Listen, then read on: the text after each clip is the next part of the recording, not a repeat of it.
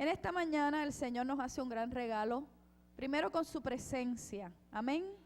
Esa presencia del Señor que siempre está a nuestro lado, que siempre está con nosotros, por nosotras, en nosotros, también en el Espíritu Santo, y donde quiera que usted está el Señor. Pero aquí como comunidad de fe, como iglesia, pues afirmamos esa presencia en la colectividad de la congregación. Damos gracias al Señor primero por ese regalo de su presencia. Y si hay presencia de Dios, por su regalo también de amor. Amén.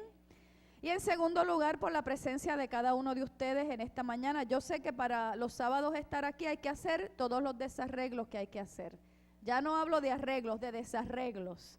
Pero usted, como María y Marta, ¿verdad? Especialmente Marta, ha escogido la mejor parte en esta mañana, la cual no le será quitada. Así es que damos gracias al Señor en segundo lugar por ese regalo de la presencia de cada uno de ustedes. Y en tercer lugar, por el regalo de la presencia de nuestro hermano Waldemar. Waldemar es una persona muy conocida en Puerto Rico, muy conocida en el campo de la iglesia, tanto evangélica como católica. Waldemar es una persona que yo sé que mucha gente tiene deudas de gratitud con él, pero él no se las cobra porque no es ese tipo de persona. Al contrario. Así es que psicólogo clínico de muchos años de experiencia, tiene que ser más de 3 décadas de experiencia en su práctica privada, bendiciendo a mucha gente, ministrando a mucha gente, incontables. Habrán pasado ya los números que se pueden contar. Y en el campo ya más congregacional, Waldemar es maestro, es tallerista, es un hombre que se le pide mucho su participación en distintos talleres. Maestro, yo recuerdo cuando pastoreé el señorial, cuando llegué allí, ya nuestro hermano Waldemar, convocado por el pastor saliente, había estado dando unas capacitaciones especiales para configurar en lo que conocimos en el señorial como el cuerpo de capellanes. Y yo ahí llegué y me inserté, y yo me senté a escuchar, a aprender.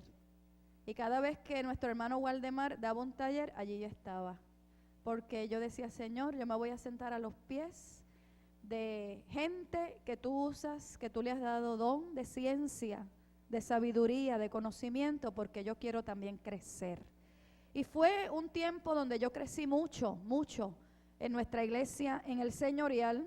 Así es que yo sé de lo que le estoy hablando, hermanos y hermanas. Es maestro, es predicador, es consejero y es anfitrión, no sé por cuántos años, Waldemar, pero yo por 25 años del programa Edificando sobre la Roca, programa nuestro en la Iglesia Cristiana Discípulos de Cristo en el señorial. Allí, mientras yo fui pastora, él compartía ese rol de anfitrión con nuestra hermana Roselena por bastante tiempo. Así es que allí está fiel, llevando palabra del Señor que edifica la vida sobre la roca inamovible de los siglos, que es Jesucristo el Señor. Amén. Así es que en esta mañana ese es el hombre, el siervo del Señor, que Dios le ha permitido que nosotros tengamos aquí como recurso. Yo lo voy a dejar en el uso de la palabra. Él sabe que lo amo entrañablemente, lo respeto y de él siempre aprendo grandes lecciones espirituales. Cuando yo sentí invitar a Waldemar para este retiro, le dije a Cintia, trata de contactar a Waldemar. Y Cintia lo hizo y él dijo, pues puedo ese día. Así es que también mi gratitud a Cintia, que pertenece a Brazos Pastorales. Así es que el área ministerial de Brazos Pastorales ha estado activa en la organización de este retiro. Hemos estado confrontando problemas con la pantalla, ustedes saben, ¿no? Con la tala de los árboles. Y estamos haciendo lo mejor que podemos en términos de proyección. Así es que Willy está haciendo malabares casi de última hora para que se pueda ver, pero nosotros hicimos provisión, en la semana para que usted tenga una copia y pueda entonces escribir al ladito si necesita escribir, o sencillamente la conserve, porque yo sé que lo que en esta mañana vamos a recibir, usted va a ir sobre eso en algún momento de este año, de este mes o de su vida. Así es que la copia también es válida en esta mañana. Waldemar, Dios te use, Dios te bendiga, que el Señor en esta mañana nos edifique a todos a través de ti.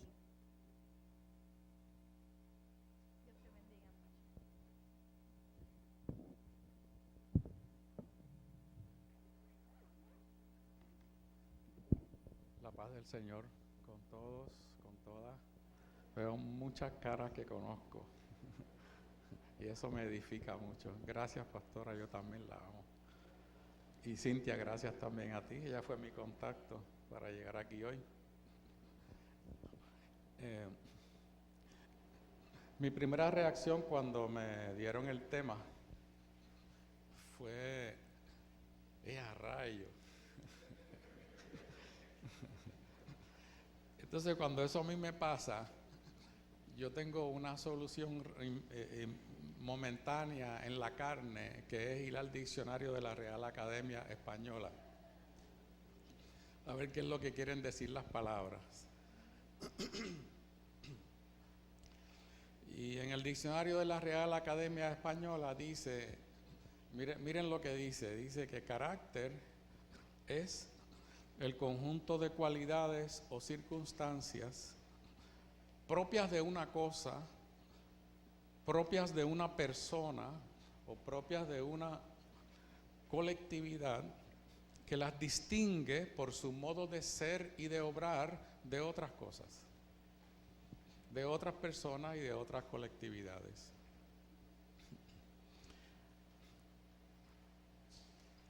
Así que de esa definición es que partí yo en esta mañana. Déjenme de hablarles un poco de la metodología que voy a seguir.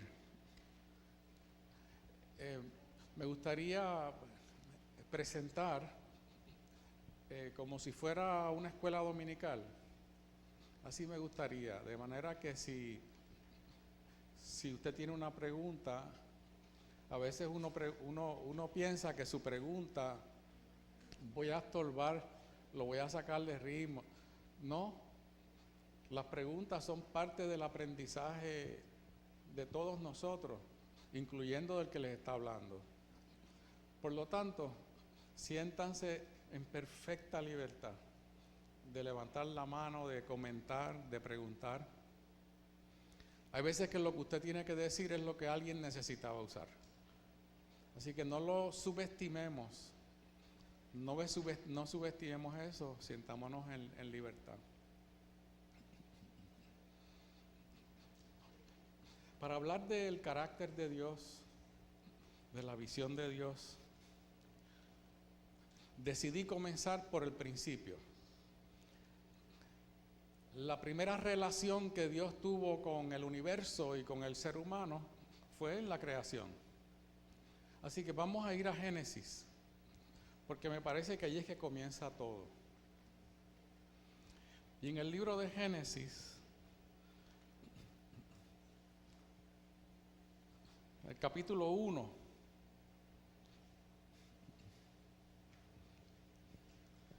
y allí no lo voy a leer todo, voy a leer algunos pasajes, pero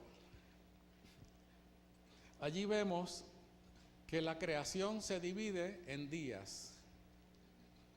La métrica que se utiliza para medir el tiempo, ese proceso de creación,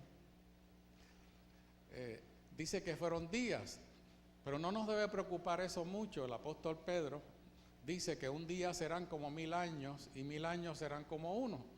De manera que no nos debe preocupar si fue un día exacto o si fueron no nos debe preocupar eso. Lo importante es que Dios creó. Entonces, nos preguntamos, ¿y cómo creó? Pues cuando miramos esa lectura de todo ese capítulo 1 de Génesis, dice que Dios creó por decreto, por fiat, por decreto. declarándolo. Y dijo Dios, sea la luz. Y dijo Dios, haya expansión. Y dijo Dios, y dijo Dios. Era por decreto. Pero en el día sexto ocurrió algo un poco diferente. En ese día Dios creó los animales y dijo, produzca la tierra seres vivientes según su género. Eso es el verso 24, de ese capítulo 1.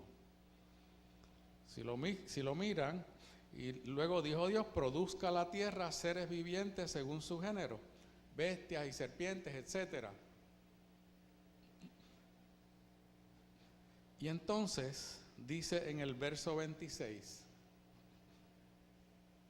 entonces ahí empieza a hablar de cómo se relacionó con el ser humano en la creación, cómo fue que lo creó. Y dice entonces algo, hay dos puntos que tenemos que mirar. El primero está en Génesis 1, verso 26, donde Dios nos da la visión que tiene del ser humano. Ahí Dios nos está dando la visión que tiene del ser humano y dice, hagamos al hombre a nuestra imagen, conforme a nuestra semejanza. Está diciendo lo que va a hacer. Pero entonces, en el capítulo 2, verso 7 de Génesis, vemos la segunda parte. Algunos comentaristas, algunos teólogos piensan y señalan que el capítulo 2 de Génesis es como una segunda versión de la creación. Pero en ese verso 7 del capítulo 2 dice, entonces Jehová formó al hombre del polvo de la tierra y sopló en su nariz aliento de vida y fue el hombre un ser viviente. Fíjense que no dice, dijo Dios, dice, hagamos. Entonces Jehová formó al hombre, lo formó del polvo de la tierra y le sopló aliento de vida en su nariz. O sea, que no solamente lo forma, sino que pone algo de él en el ser humano. Miren la distinción de esa manera de crear de Dios. Así que Dios puso algo de él en nosotros en el momento de la creación. Dice la Escritura que le puso el soplo de vida.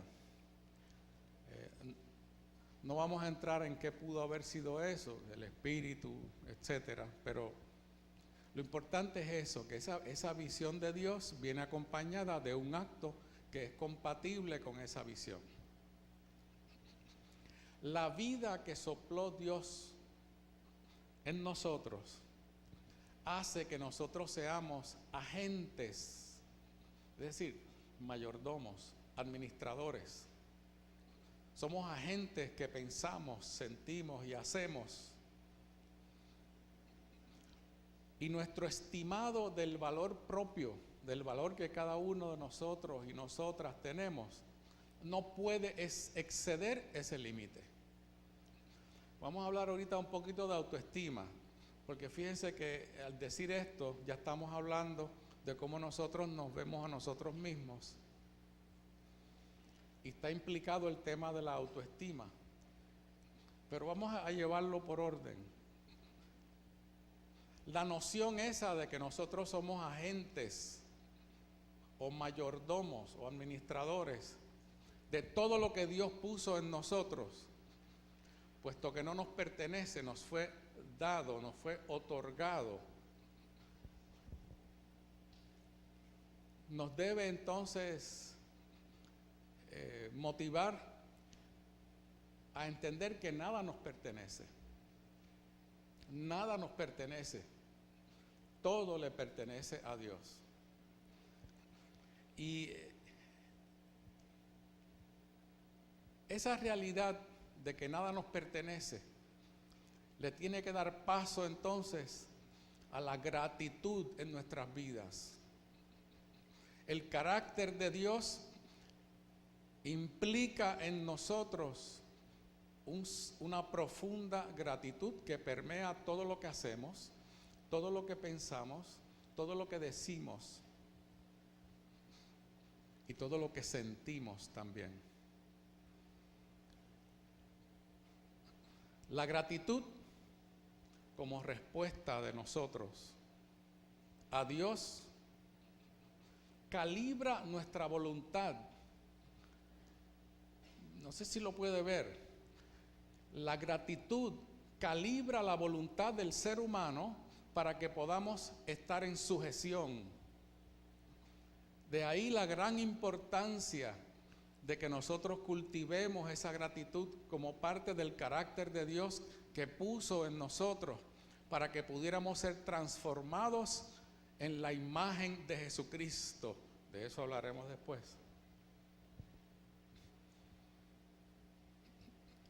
Así que el carácter de Dios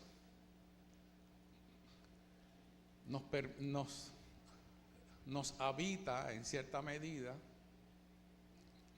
promueve sensaciones de gratitud que calibran nuestra voluntad para poder ser humildes y estar en una actitud de sujeción. ¿Sabe que yo pienso que sin sujeción no hubiéramos podido aceptar al Señor? No hay manera. Porque cuando uno se cree que uno las tiene todas resueltas, no hay manera que uno pueda aceptar el señorío de nadie, porque uno se siente el centro. De manera que la sujeción es el estado natural en que Dios quería que nosotros estuviésemos. La sujeción es el estado natural del ser humano que ama a Dios y del ser humano que reconoce a Dios. Y en el caso nuestro, para hacerlo más específico, el estado de sujeción es señal inequívoca de todo aquel que le llama Señor a Jesucristo. Y cuando hubo creado a los seres humanos, entonces los bendijo. Estoy en el slide 3, por si acaso. Los bendijo y les dijo: fructificad y multiplicaos, llenad la tierra y sojuzgadla, y señoread en los peces del mar, en las aves de los cielos, y en todas las bestias que se mueven sobre la tierra. Así que Dios le dio a ese ser creado, lo insufló de su vida, y entonces le dio autorización y le dio vocación para sojuzgar la tierra. Y entonces en el slide 4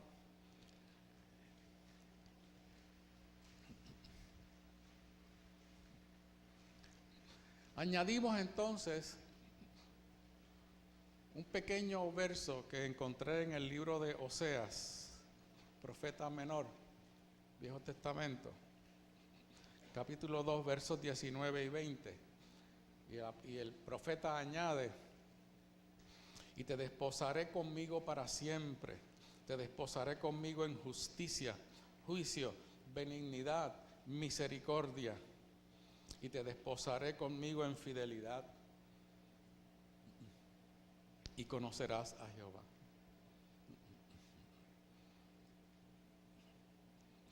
¿Tienen entonces una idea de quién estamos hablando? A veces las palabras no nos ayudan a hablar de Dios. Las palabras como que no pueden contener la grandeza de Dios y se nos hace difícil. Pero de ese Dios impronunciable, de ese Dios inmenso que no cabe en nuestra mente, de ese es que estamos hablando. Y del carácter de ese que nos formó a nosotros y que puso en nosotros elementos de su persona para que nosotros nos convirtiéramos en una expresión de Él, de ese que estamos hablando. Y entonces nos preguntamos, en el slide 5,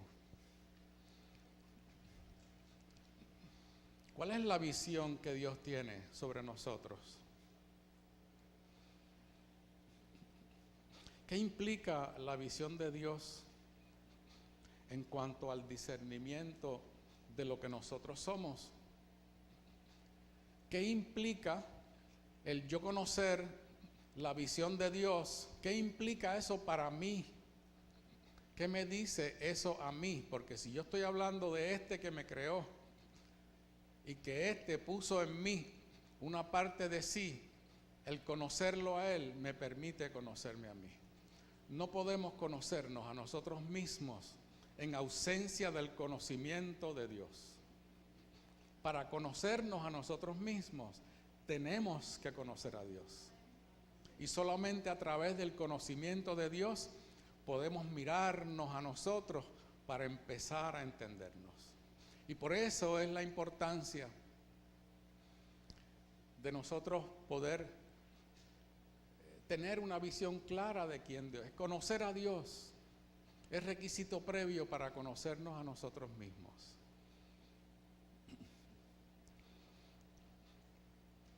Y conocer el carácter de Dios,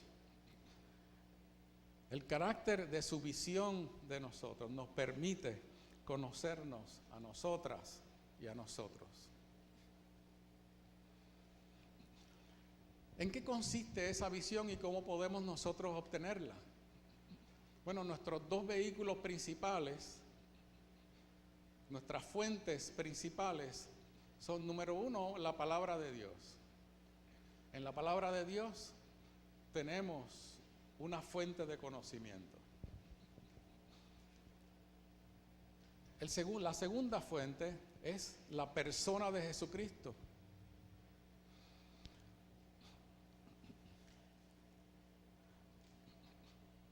Así que siguiendo estas dos pistas,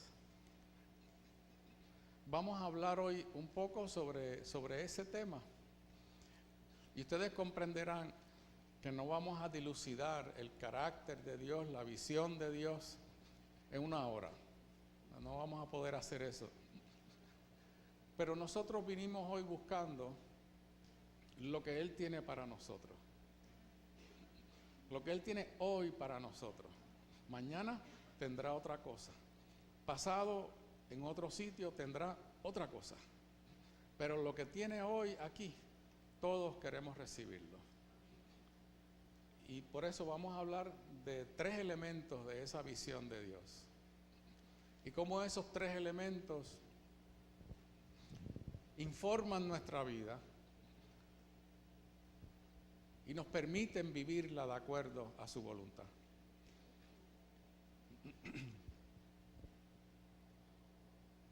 Pastora, yo puedo.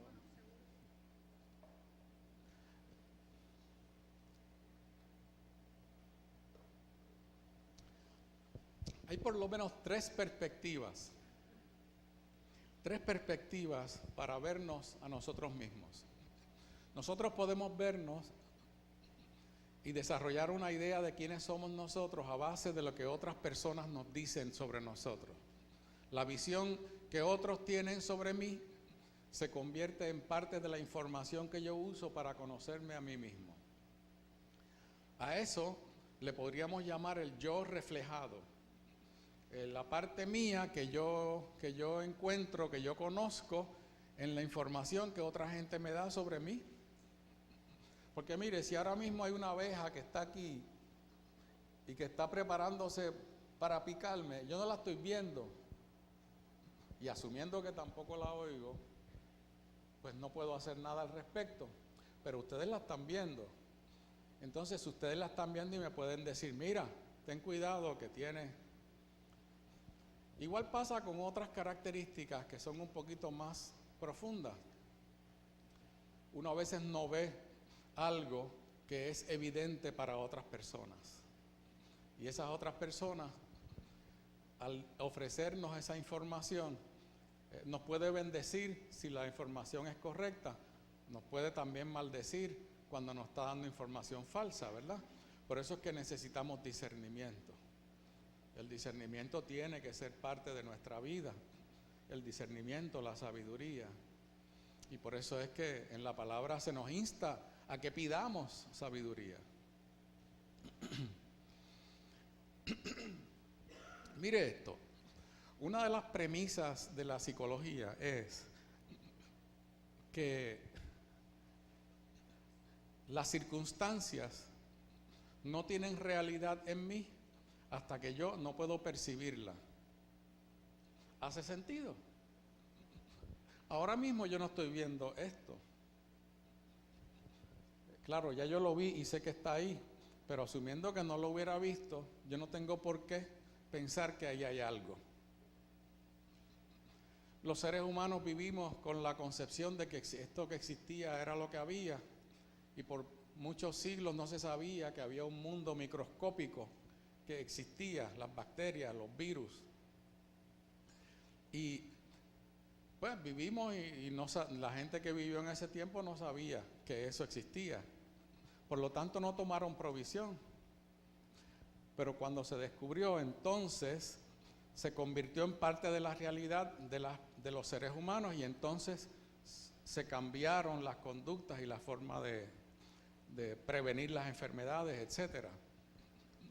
Así que no es una premisa tan descabellada pensar que la realidad nuestra depende de que nosotros podamos percibirla. Si no la percibimos, pues no vamos a pensar que existe. Esa es la visión de nosotros. Los seres humanos partimos de esa premisa, y partimos también de la premisa de que la realidad a la cual nosotros tenemos acceso es una realidad representada. Mire lo que le quiero decir con eso. Yo miro, escucho, toco, y mi cerebro forma una imagen de este banco. Lo estoy tocando y sé que es duro, sé cómo suena. Si pudiera moverlo, escucharía un sonido particular. Y con toda esa información yo formo una representación mental y le pongo por nombre banco. Y ahora en mi mente eso está archivado, banco. Y cuando yo busco el significado del banco, bueno, puede querer decir varias cosas, ¿verdad? Pero vamos a decir en este caso esto, pues va a venir a mi mente esta imagen. Y va a venir esos sonidos, y va a venir, pues mire, así mismo nos percibimos a nosotros y percibimos a otra gente. Le asignamos unos sonidos, unas palabras. Inclusive memorizamos el tono de voz de la otra persona. Memorizamos su tono de voz, las palabras que usa, cómo nos mira. Memorizamos una imagen física, como un rayo X que le hacemos, y tenemos una imagen de esa persona en nosotros.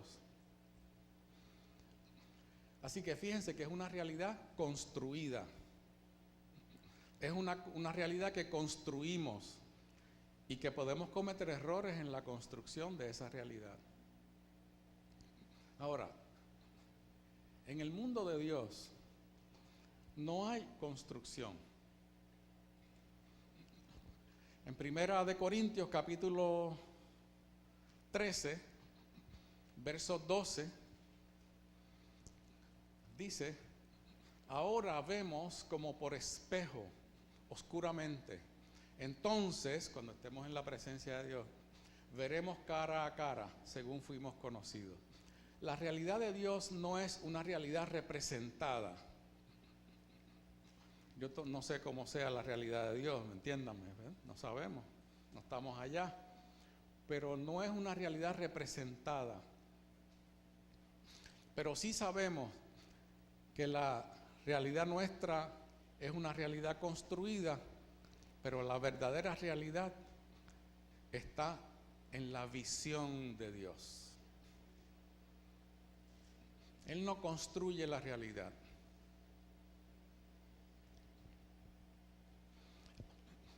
Por lo tanto, la visión que otras personas tienen sobre mí se añaden a toda la información que yo puedo tener para desarrollar una visión sobre mí mismo. Así que tengo la visión que otros tienen sobre mí, tengo otra perspectiva es la visión que yo tengo sobre mí mismo, y una tercera perspectiva es la visión que Dios tiene sobre mí. Esas son las tres perspectivas para vernos a nosotros mismos.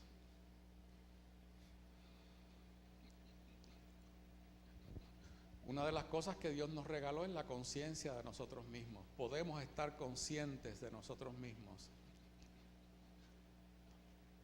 y ir conociendo quiénes somos.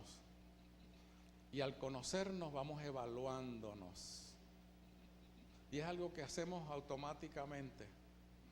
Y de ahí sale lo que los psicólogos llaman la autoestima positiva o una autoestima negativa o baja.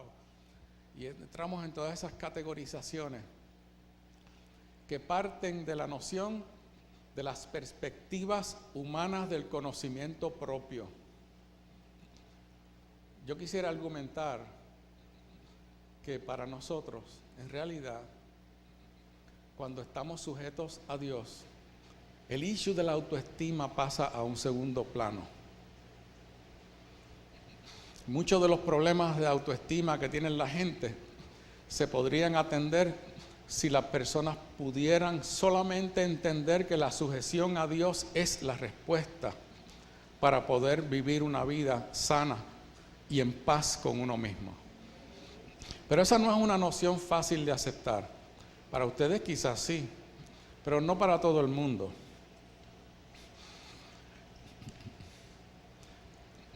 Aquello que nosotros declaramos con la boca, aquellas palabras que nosotros utilizamos para codificar la realidad y representarla e irla construyendo, aquello que nosotros decimos por la boca, nos ata psicológicamente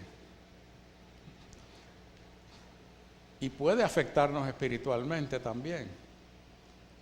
El autor de Proverbios dice: te has enlazado con las palabras de tu boca y te has hecho presa de los dichos de tus labios.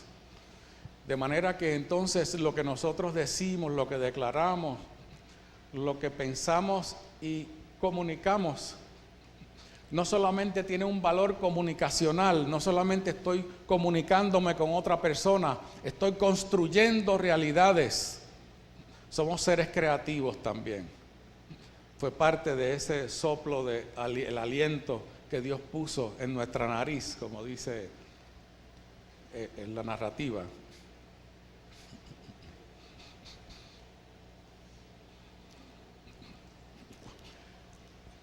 El salmista, que estaba sobrecogido por estas realidades tan terribles, tan difíciles de uno entender y de poner en palabras, decía: examíname, oh Dios, y conoce mi corazón.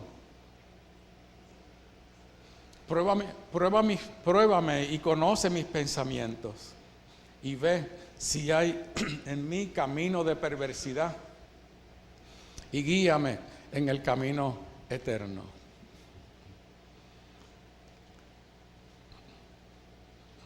Así que la visión que Dios tiene sobre nosotros y sobre nosotras,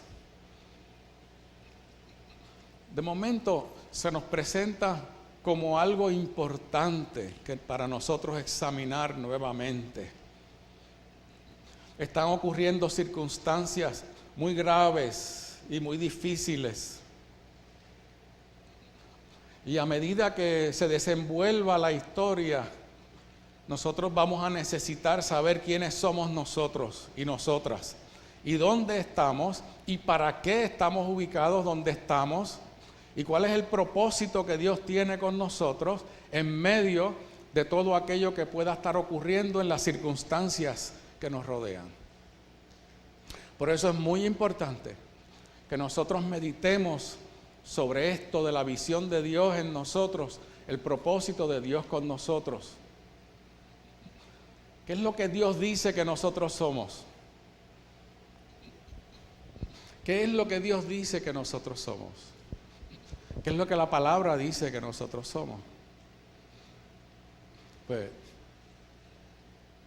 dice la palabra que somos hijos de Dios, hijas de Dios. ¿Qué más, Carlos? Hechura de Dios. ¿Qué más dice Dios? Díganme, ustedes la han leído. Somos hechos a su semejanza. Real sacerdocio, pueblo santo. ¿Qué más? ¿Qué más dice?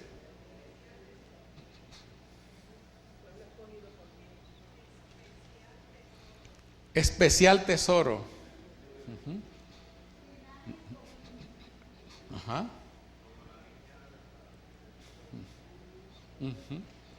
Ok.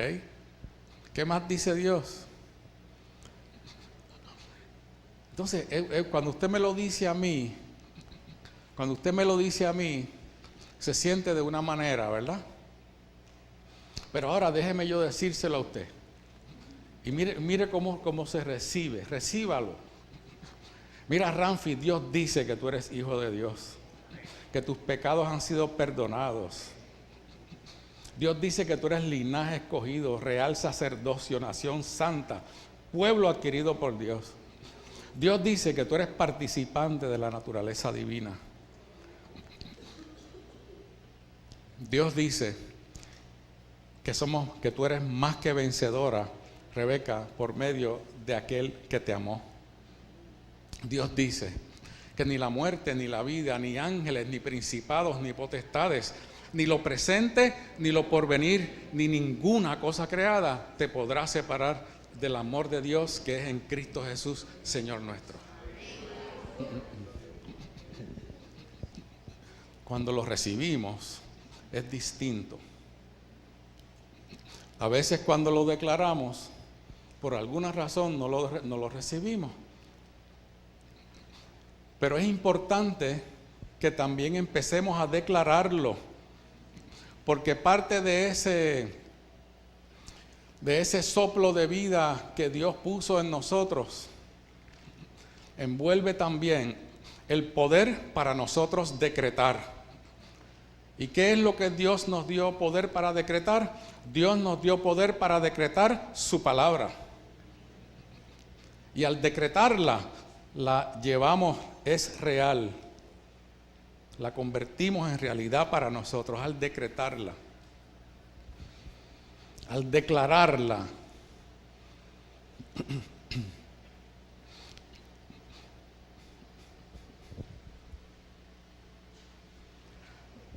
Vamos a hablar de 3 componentes de esa visión de Dios.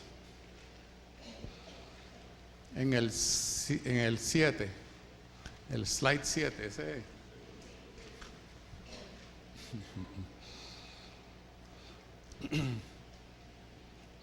Dios tiene una visión integral de quiénes somos nosotros. En inglés la palabra es holistic. En español es integral, ¿verdad? Integral, una visión integral. El amor por la verdad es el segundo. La transparencia o el amor por la verdad. Y la intimidad como parte de la visión de Dios sobre el ser humano. Vamos a tocar esos 3 puntos. Ustedes saben que pudiéramos hablar de mil temas más. Yo escogí estos 3. Pero no estamos agotando el tema.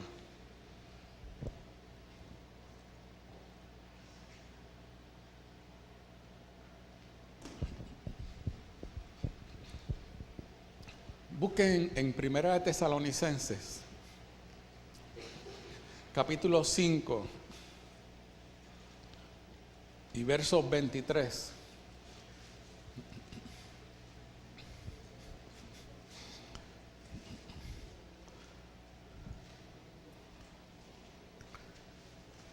Ese verso dice varias cosas bien interesantes. ¿Alguien lo tiene? ¿Alguien lo tiene por aquí? ¿Quieres leerlo, hermano? Ponte de pie, por favor, para que más fácil para oírte.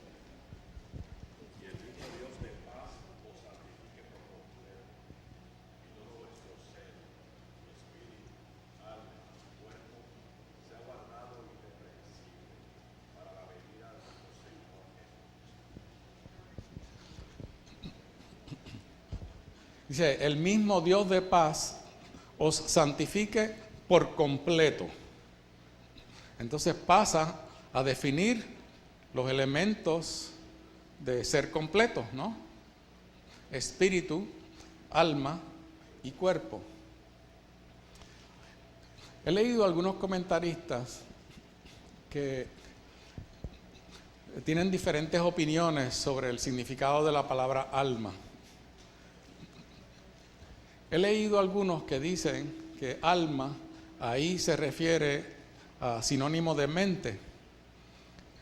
Pues no lo vamos a argumentar si sí o si no, pero me parece que es razonable nosotros pensar que lo que es mental no necesariamente es lo mismo que espiritual.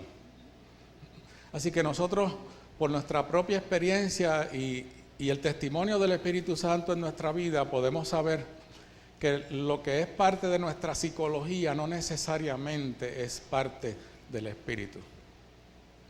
Y podemos distinguir entre esas dos realidades. Así que está razonable nosotros decir, y todo vuestro ser, espíritu, mente y cuerpo, sea guardado irreprensible para la venida de nuestro Señor Jesucristo.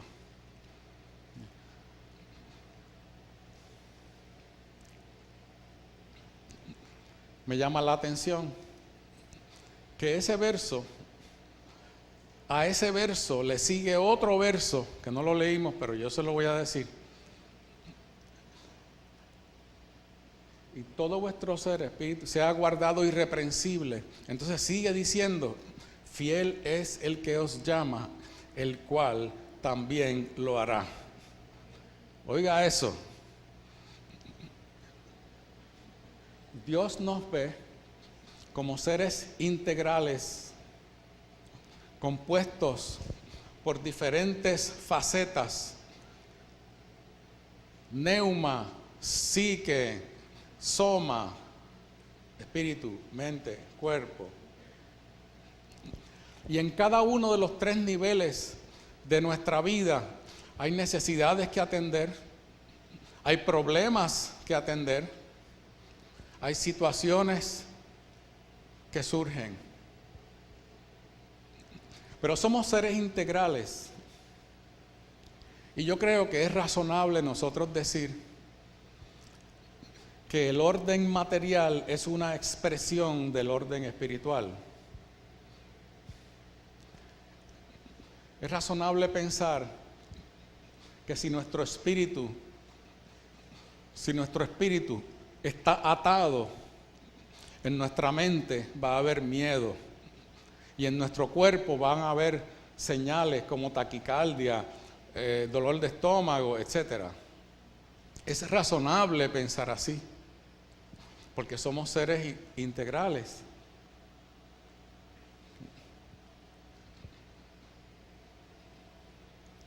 Pero dice la palabra que Dios nos ayuda en cada uno de esos renglones.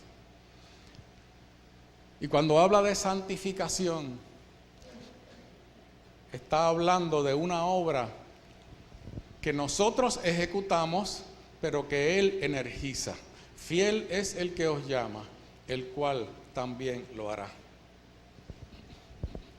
La gracia de Dios es fuente de vida. La gracia de Dios para nosotros se constituye como el soplo que le hicieron a Adán. Ese soplo nos lo dan todos los días de nuestra vida.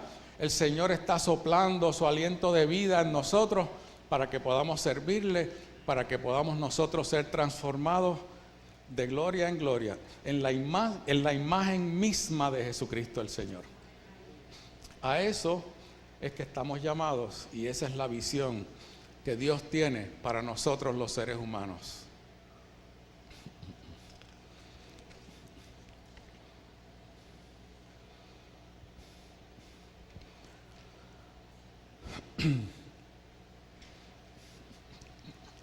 Pero vamos a mirar por un momento el aspecto de la mente, que dijimos espíritu, mente.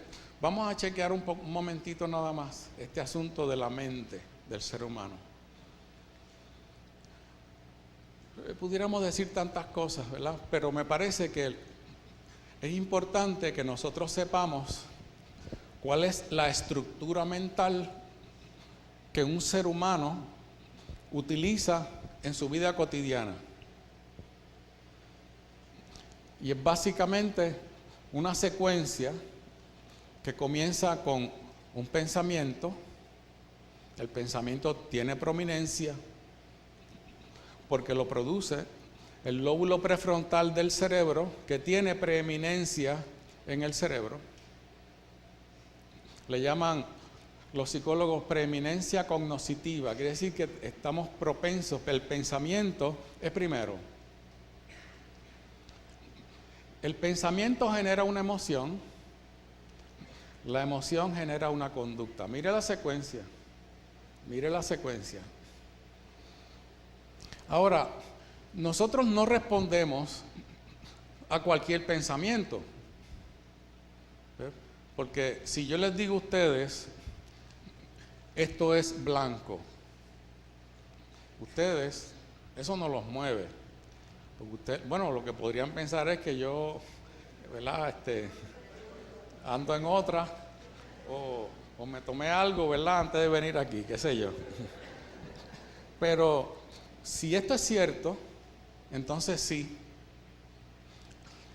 Entonces sí. Así que lo que nos mueve no son cualquier tipo de pensamiento, son aquellos pensamientos que nosotros aceptamos como ciertos. ¿Cómo se llama un pensamiento al cual yo he aceptado como cierto? ¿Cómo se llama eso?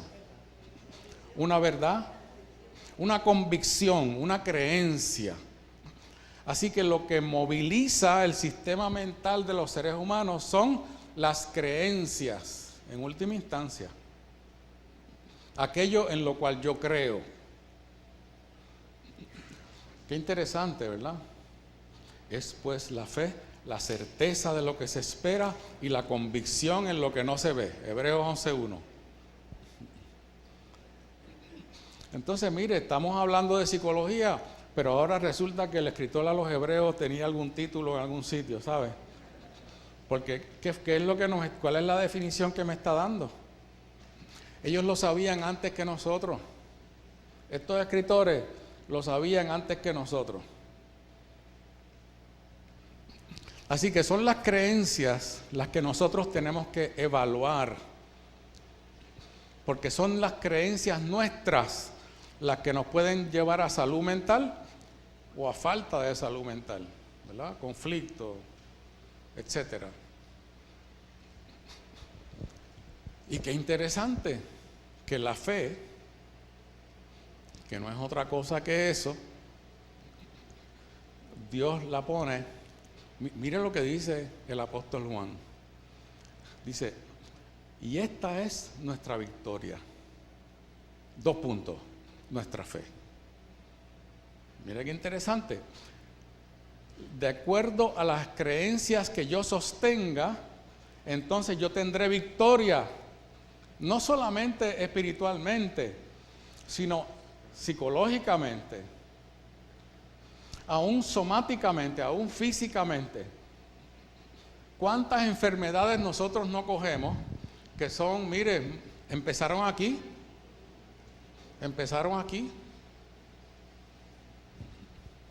A mí me ha pasado.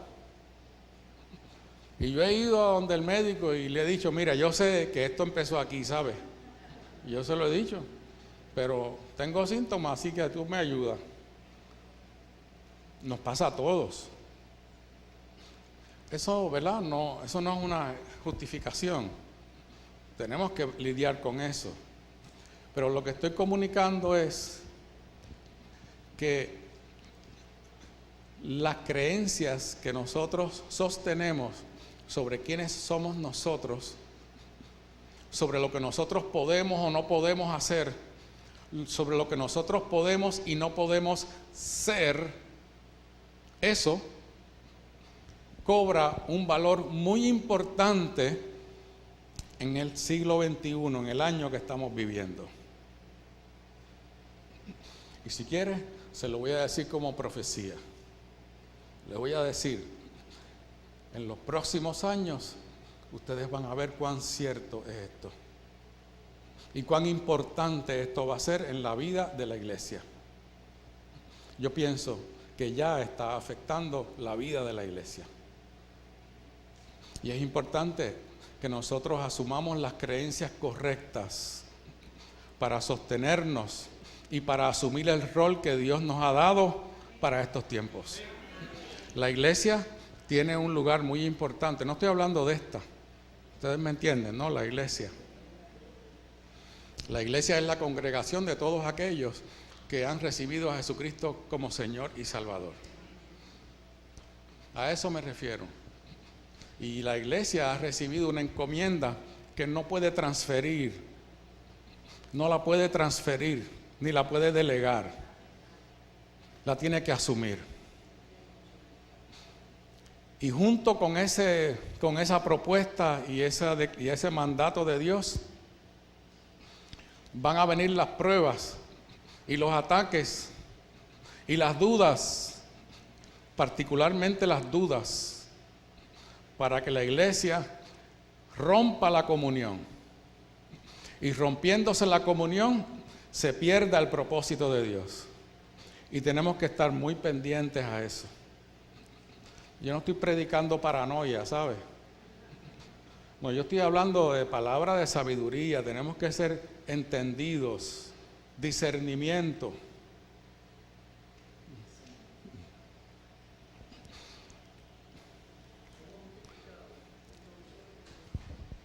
Ante eso somos justificados.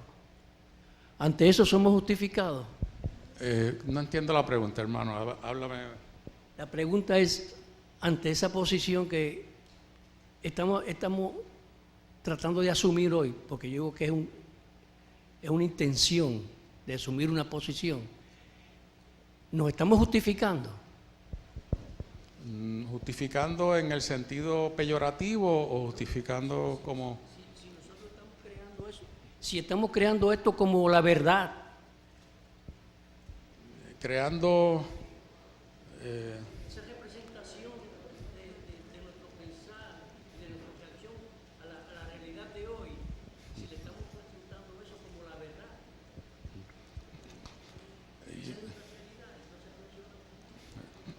Bueno, nosotros estamos funcionando de acuerdo a la realidad que percibimos, ¿verdad?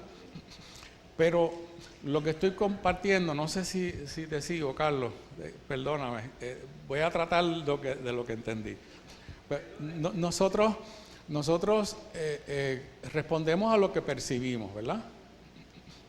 Ahora, lo que yo estoy diciendo es que estamos llamados a ver la realidad no de la forma construida, debo decir, que nosotros estamos acostumbrados, sino que es hora de mirar la realidad como Dios la ve.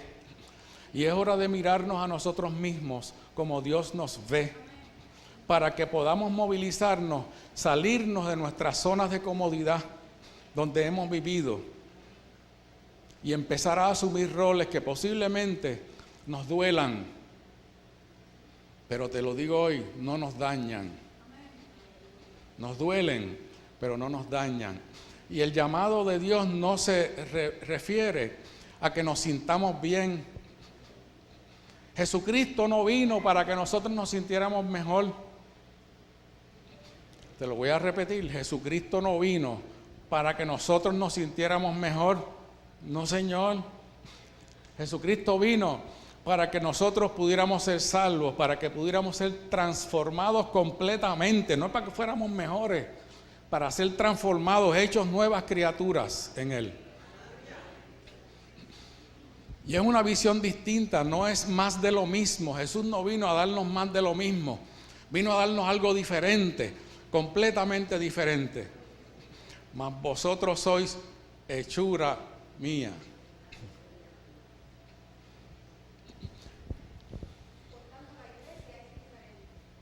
Por tanto, la iglesia es diferente. Es una, exactamente. Es como la iglesia definitivamente no es igual al mundo. Ni puede serlo, ni debe serlo. ¿Alguien alzó la mano? Sí.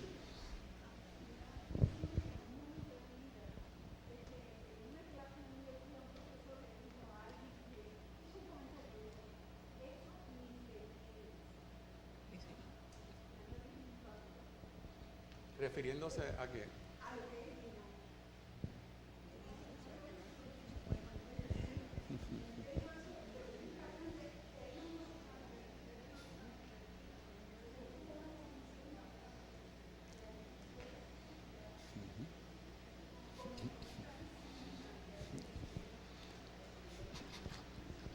Uno puede hablar con una convicción muy grande, ¿sabe?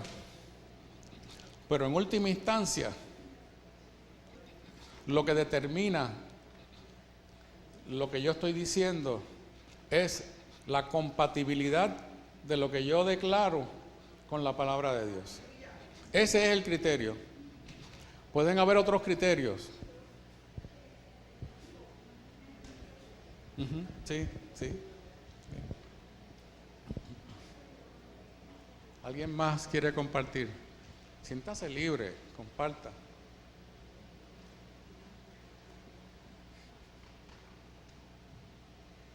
Sí.